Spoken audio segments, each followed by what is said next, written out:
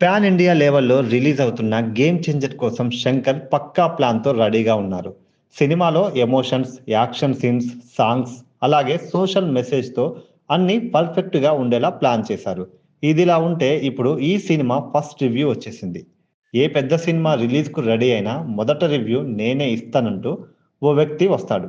తాను overseas censor మెంబర్‌నని చెప్పుకుంటూ రివ్యూలు ఇస్తుంటాడు. అతనే ఉమైర్ సంధు. తాజాగా 'గేమ్ చేంజర్' సినిమాపై నెగెటివ్ రివ్యూ ఇచ్చాడు. ఇండియన్ 2 అని, 500,00,00,000 లాస్ అని పిచ్చి పిచ్చిగా రివ్యూలు ఇచ్చాడు. 'గేమ్ చేంజర్' కేవలమైన సినిమా అని నెగెటివ్ రివ్యూ ఇచ్చాడు. దాంతో ఫ్యాన్స్‌కి బాగా కాలింది. మనోడిని ఒక రేంజ్‌లో యేసుకున్నారు. ఈ ఫేక్ రివ్యూవర్ గతంలో ఇచ్చిన రివ్యూలన్నీ రివర్స్ అయ్యాయి. ఫ్లాప్ సినిమాలను సూపర్ హిట్స్ అని, బ్లాక్ బస్టర్ సినిమాలను డిజాస్టర్ అని ట్వీట్ చేశాడు.